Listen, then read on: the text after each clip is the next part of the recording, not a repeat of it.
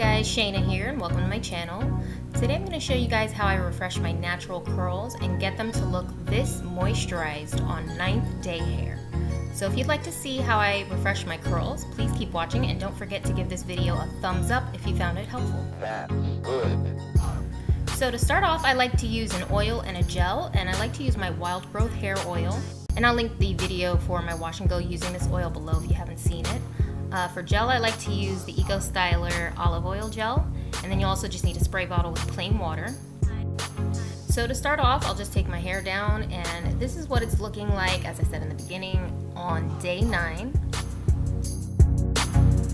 And there's still a lot of definition, but as you can see, there's a lot of frizz. So that's why I like to refresh my hair, which will give me another 2 to 4 days.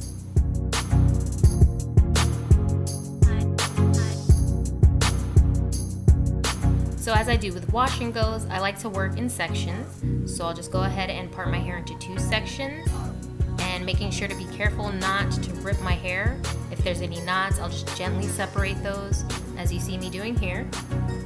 And then I'll just clip up one section and work on the other section. And so that second section, I like to take that and section it even further. Again, making sure not to rip your hair. And then I'll just pin up that front section there to get it out of the way so I can work on the back section. And that is what it's looking like. So I'll just start by damping my hair with the spray bottle, just plain water. And don't get your hair too wet. I kind of made the mistake of doing that here, and I had to do a little bit more separating of my curls. They clumped a little bit more just because it was too wet.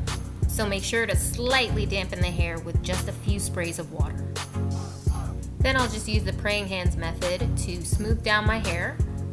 And this is what'll take care of the frizz. Just smoothing down the hair without it actually detangling. Then I'll go in with my oil, and you see that's the Wild Growth Hair Oil. Using the same method, that prayer hands method, to smooth down my hair and distribute the oil. And that's what it's looking like. The ends are looking nice and curled, and that's what you want to see.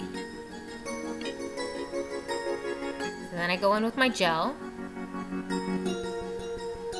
And as you saw before, I put a little bit too much water, so I do have to do some separating here, but it's nothing too crazy. It just takes maybe a minute. And then I'll just do some scrunching just to encourage the curl back where those pieces might be a little too straight.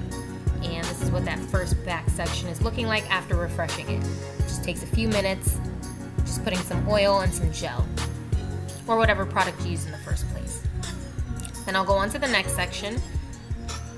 And if you notice, I actually split that next section in half to make it easier. And I'll go in and I'll just re-dampen the hair. See, I used a lot less sprays there, maybe 3 sprays.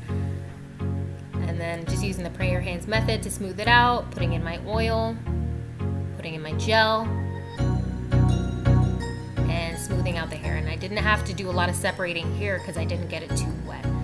So that's how that back section turned out, nice and moisturized. That's good.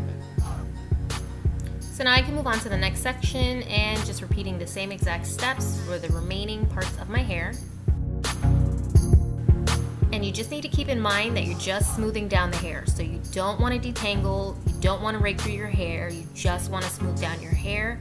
And don't forget the roots, because those will stay frizzy if you don't smooth those down as well. I can't tell you how many times I did my wash and goes and wondered why I had puffy roots, and I realized it's because I was neglecting the roots. So that's just a little tip if you find that your roots are looking too puffy.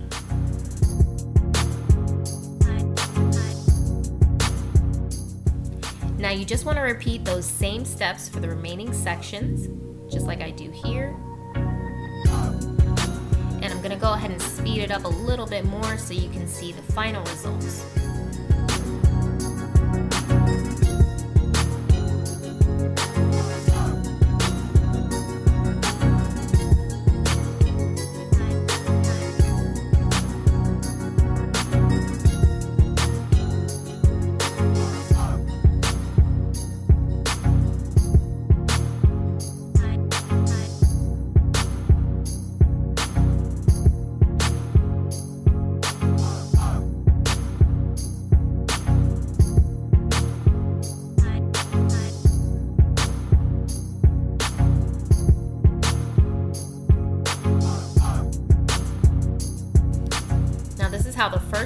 turned out, and it looks and feels so moisturized.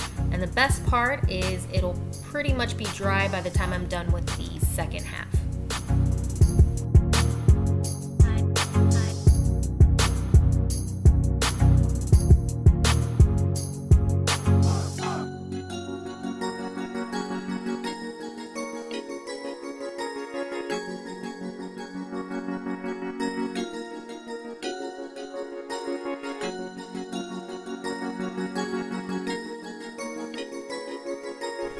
Now you'll notice here that I'm actually taking the time to define and separate the curls here in the back, and that's just because those curls are much tighter and frizzier than the rest of my hair. So whether I'm doing a fresh wash and go or just a refresh, I always make sure to take the time to define those curls in the back.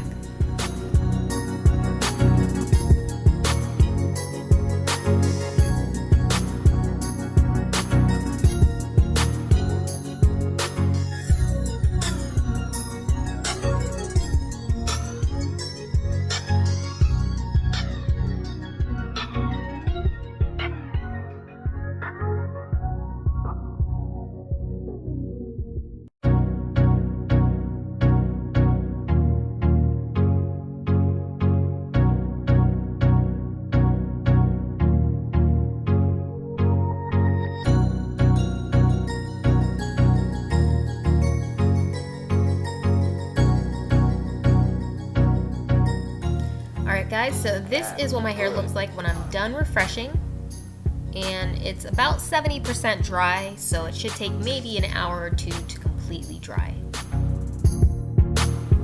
But as you can see, my hair is looking pretty good and pretty moisturized. You wouldn't even know this is 9-day hair. And as I said before, I'm going to get another 2 to 4 days out of this wash and go. So that's almost 2 weeks, which is pretty good if you ask me.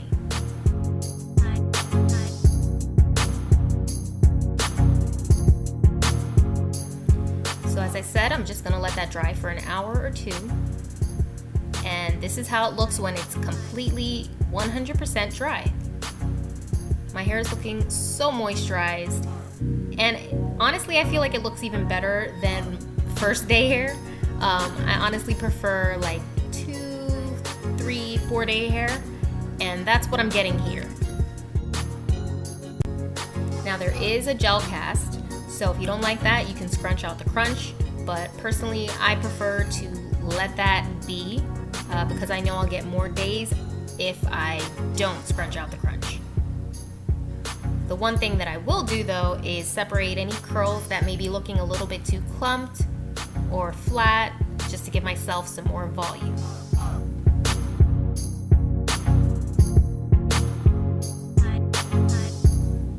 So there it is guys, this is how I refresh my 9th day hair to get a few more days out of my wash and go.